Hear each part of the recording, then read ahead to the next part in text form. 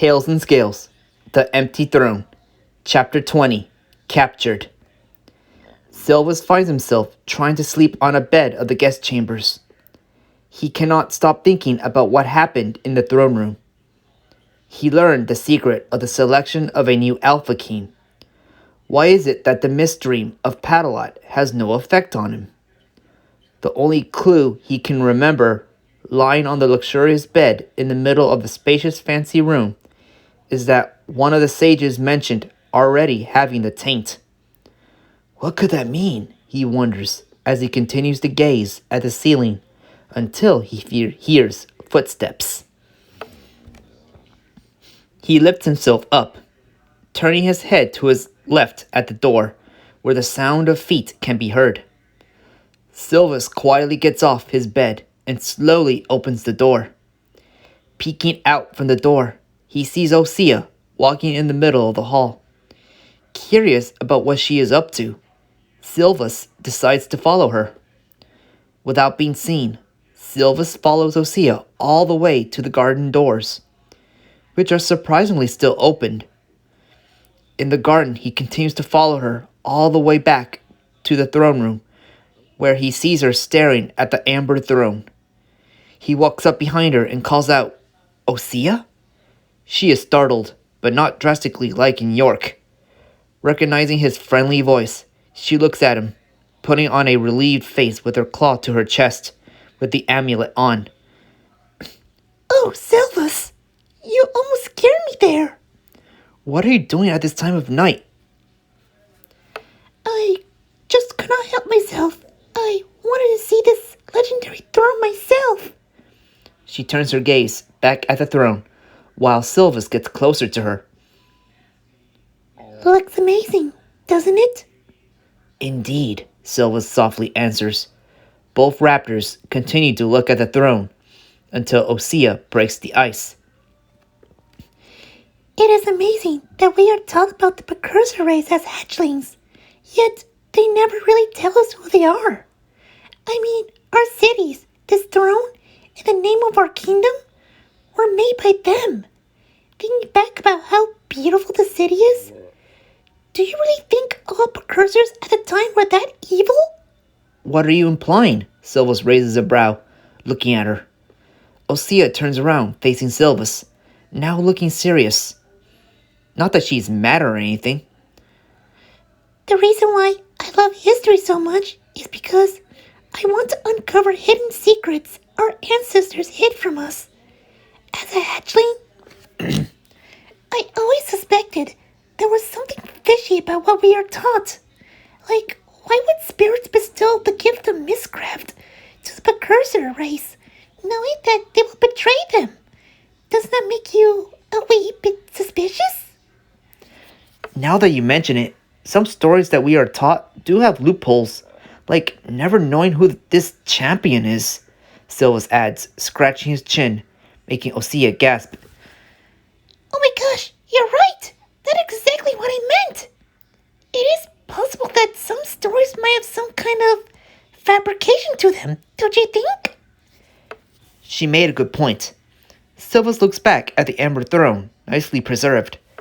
With a closer look, the size of the throne looks like it is built for a creature who could be 3 feet taller than them. Makes him wonder, Osea, "Yes, Silvus?"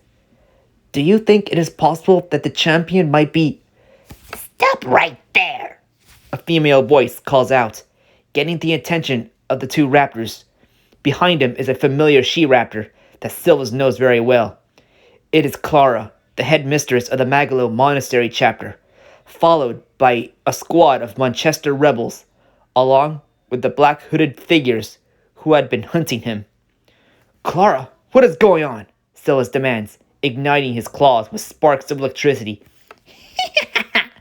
"Let's just say, thanks to the snake here, we managed to track you here." Clara laughs, pointing to Osea with mockery. "Isn't that right, Osea?" Silvus turns his head to Osea, who in turn looks confused. "Osea, what is going on?" he asks her, with a voice of disbelief. She looks at him, both scared and confused, holding her two claws together while tears form in her eyes. I swear to the spirits, I do not know what she's talking about. Osea pleads, only for a lightning bolt coming from Clara to shock Silvus out cold on the ground, making Osea scream, while the Manchester guard rushes to apprehend her. Silvus! Was all Silvus could hear from her as Clara walks up in front of him. As he loses consciousness, he sees Clara turn around to Osea with a smirk. Don't worry, First Delta, Envar Osea. He will be safe for the moment. That is until he meets your brother for the first time. First Delta? Envar? Osea? Brother? Silvus thinks as he drifts into a coma. He slowly opens his eyes back in the waking world.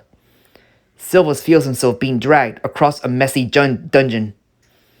He slowly looks to the right, only to see part of the Manchester guard grabbing one of his arms, while the other does the same to the other. He hears sounds of screaming prisoners in the rows of dirty cells passing by. Some are protesting their innocence, while others are pleading for mercy.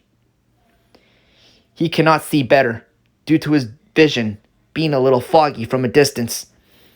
Of all the cells, they come across one toward the end of the dungeon tunnel, where Silvus can faintly see a familiar figure standing right by the cell looking at him.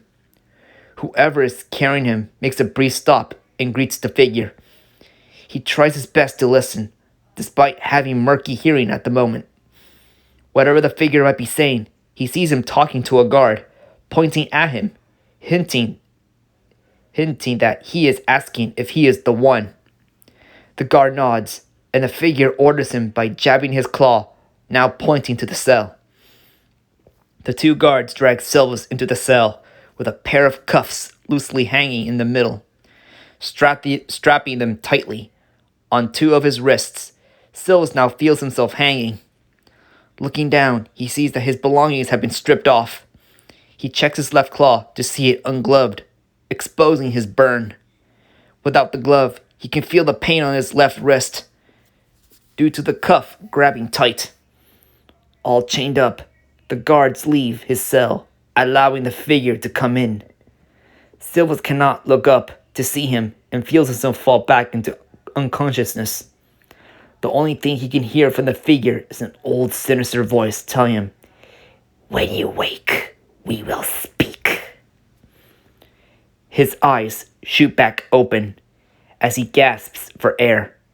Silvus looks around to see he is inside the cell with a small opening high up upon the wall to his left, giving the cell barely any light. He tries to use his mist power to escape, but it is not responding. All he can feel is a static shock from both his wrists. He looks up to see he is bound to cuffs hanging from the ceiling, made of mithril, making him groan in frustration. Mithril, as he remembers, is a rare stone that dwells inside a secret mine deep within Magalo. It makes a strange radiation known to ward off mist. It is used by various guards and the Knights of the Mist in order to deal with rogue mistcasters who would dare misuse their powers. "You're awake," a cranky old voice calls out. Silvus turns his attention in front to see the same figure walking toward him in black robes, with strange purple markings, using a familiar staff as a cane. Two cloaked raptors wearing black metal armor follow the figure behind. One of the cloaked raptors takes out a ring of keys from his cloak and opens the cell, allowing the figure to enter. The figure orders the two escorting raptors to keep guard while he uses his levitation power to call forth a nearby stool from the corner and sits in front of the bound Silvus, who is hissing at him with anger. "At last we meet, vessel Silvus." The figure puts down his hood, revealing a bald-headed chocolate-brown raptor with red eyes and a large scar around his left. While the guest gets comfortable, Silvus keeps his snarling face, knowing that his unwelcome guest is trouble. "Who are you? How do you know my name? And where is my mother? Silvus threatens, showing off his sharp teeth as he tries to free himself, shaking the cuffs, making a rattling noise of metal. Your mother is safe at the moment. As for who am I am Raspute Bylark.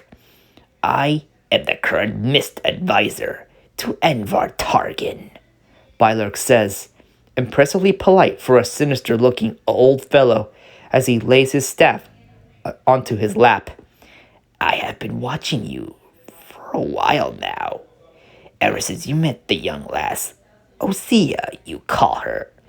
Silvus' expression changes from a snarl to shock at the mention of Osea, remembering that before he got kidnapped by Clara, she called her Envar Osea. His face changes into denial. He can't imagine Osea being a sibling to the Beta Lord who invaded his betadom. Even worse, Osea turns out to be some kind of spy, but he doesn't understand how. Don't you recall that amulet she was wearing? I am surprised a smart young hatchling such as yourself did not realize it, Bylark remarks, leaning forward, giving Silvus a mocking stink eye. Silvus closes his eyes, thinking about what he meant. When he first met Osea, she had an emerald amulet. Seeing her back at the bandit encampment, she wore it there, too. Then it hit him, gasping at the obvious revelation. You don't mean... Oh yes, boy. The same amulet that was forged by a Manchester Beta Lord as a means to spy on a rebel base. The amulet of the basilisk's eye. Bylark takes out the same snake-eyed amulet that Osea was wearing, along with the crystal ball, magically showing the amulet's current perspective. A humiliated Silvus hanging by the mithril cuffs. The original purpose of sending her to Megalo was to allow us to search for weaknesses within. That is until she met you. Bylark narrows his eyes. What does that have to do with me? Silvus weakly demands, still gazing at his humiliated reflection from the ball. Bylark puts the ball and the amulet away into his robe and gets off his stool with claws behind his back. You see, boy, I am part of an old group dedicated to bringing this world back to the days when rappers like me, or dark miscasters as you and the other fools for the Mystatorium call us, were respected and not branded as beans. Bylark explains as he begins to circle around Silvus. In order to achieve such a goal, we need to purify this world by bringing it into war. To start, we needed to get rid of the royal family. Why kill the royal family? Why are you doing all this? Silvus barks as Bylark stops circling and stands facing him with the smirky smile. In history, the royal family is a symbol of stability and leadership. For millennia, the Raptors have been dependent on the Ultimars. By killing the Alpha King with no heirs, his death allowed us to pin blame on the Mystatorium by spreading rumors in order to distract the Omega fools, while we prepared for the purified by war. And for me. Bylark begins to grow angry, as if he is about to say something personal. He takes a deep breath and explains, I was once a great student of the Padalot chapter of Monastery. Like all students of Monastery, I wanted to be a great miscaster for a purpose. I wanted to use my powers to benefit my family mining business back at Emerald Mountains. That is, until by my 5th winter, the Archsage Arcus learned of my talents and wanted me to be his personal pupil alongside Ultimar Solter himself. Solter and I became great friends during our time training under Arcus. He always liked to brag about wanting to be The best Alpha Key one day, like a cliche knight in shining armor, and wanting to better the lives of the Omegas, believing they have potential, he told me. Then Arcus brought in your mother as another private pupil. I did not really speak with your mother much, because she was never one to talk. But Sulthur somehow managed to get her talking to him. Regardless, the three of us trained under Arcus for at least 2 more winters. Bylark's claws begin to tighten as his face forms a snarl, which terrifies Silvus. He sees Bylark look at him with frowning eyes, teeth drawn from his snout. One day, I believed I needed to be better. I felt that I was falling behind when I sparred with Sulthur. He would best me every time. Not only that, he managed to learn mist powers quicker than both me and your mother. I went to the palace library to learn what I could do to become a better mistcaster.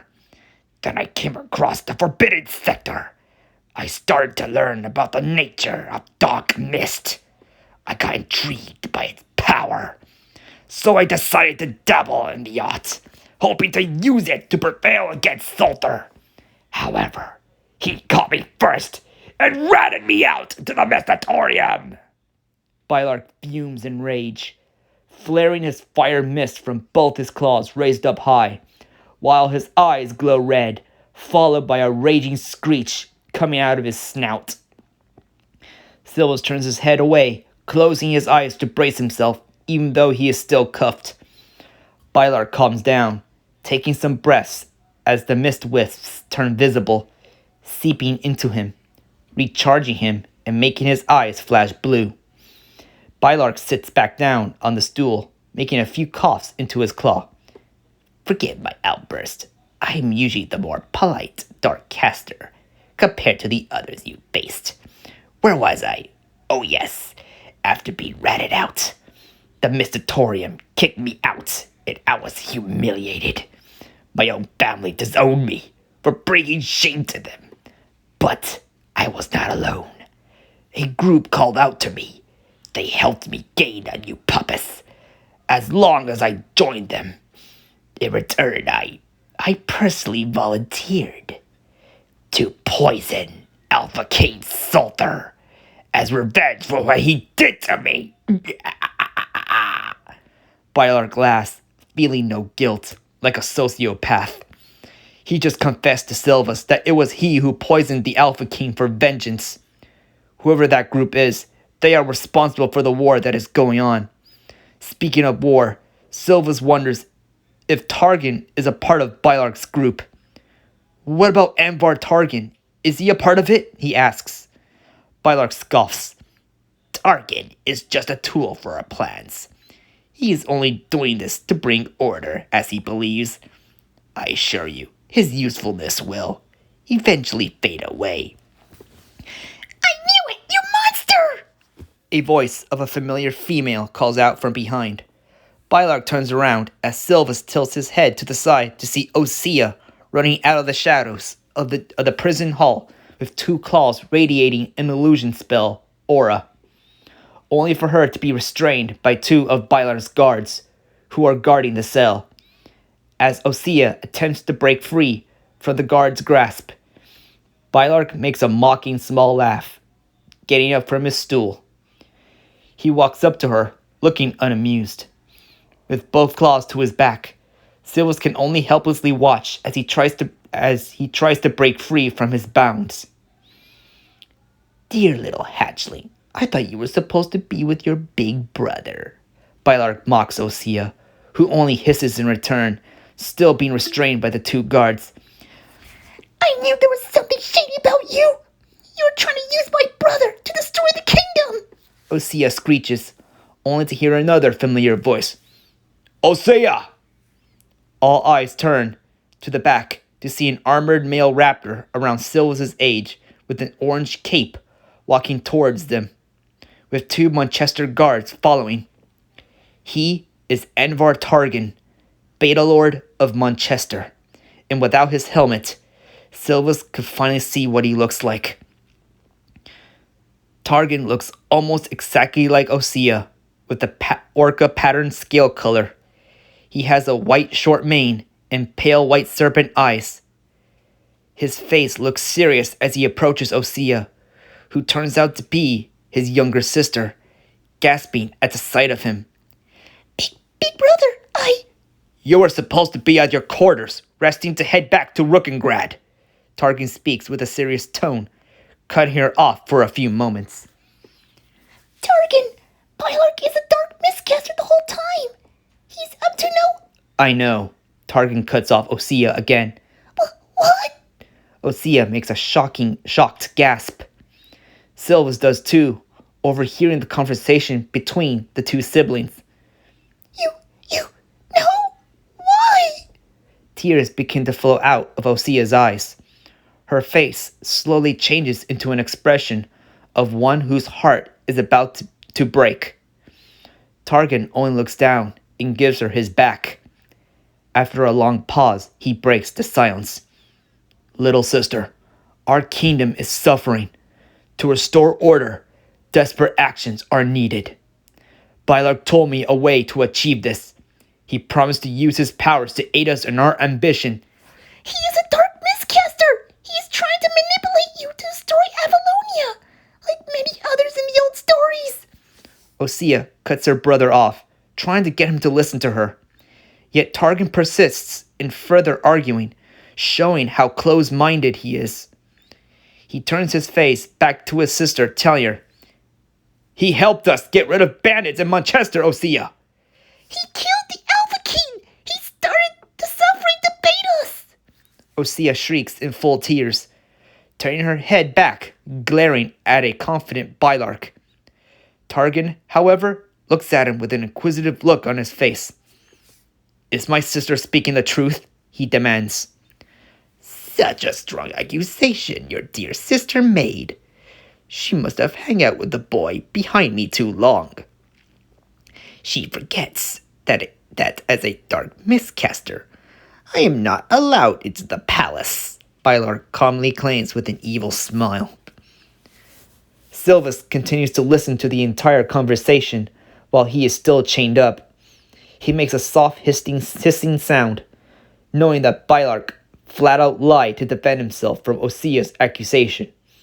He watches Osea turn her head back to Targan and pleads with him to believe her. Targan does not say another word. He only turns his guards, ordering them to take her from the robed one's grasp to escort her to her private guest quarters. He briefly stops them so he can whisper into Osea's ear that they will discuss the matter later. As the guards continue to take Osea away, who is still crying as she struggles to break free, Targan turns his attention to Silvus, still chained up, who is giving him a soft glare. He walks past Bylark and the robed guards, approaching Silvus to inspect him. So you're the male that my sister told me about? Targan asks. Silvus can only keep glaring at him.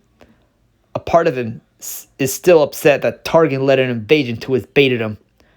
Another part tells him that he is only being used as a puppet to Bylark, due to whatever feelings he has left for Osea. Silvus decides to warn him. You better listen to your sister, Targan. You know what happens when a raptor is foolish enough to make a deal with a dark mistcaster. Better than to be a blind puppet to a group of casters who are just corrupt fools who do nothing for their subjects, only to seize power for themselves. Those are lies, Targan. They're still trying to find a new heir. They're doing it by some kind of secret ritual. I was there. They told me everything, Silvus counters, hoping to spark some sense. Targan gets up back onto his feet, turning to Bylark, asking what Silvus meant by that. Bylark only tells him that he should head to the war room to discuss the war effort. With that, Targan and his guards walk out of the dungeon hall, leaving Bylark and his goons behind. Bylark takes one more look at Silvus and tells him, You better get comfortable, boy. As for tomorrow, you are going to be sent to my masters in order to deal with you. He makes a neck slice gesture, hinting to Silvus that his masters are planning to kill him before he himself walks out with one robed guard, leaving the other to close Silvus' cell and keep guard. End of chapter 20. Please leave a like, subscribe, and place some comments of any suggestions or questions. And also, subscribe if you like to see more content, more chapters of the next ventures of Tails and Scales, The Empty Throne. Goodbye.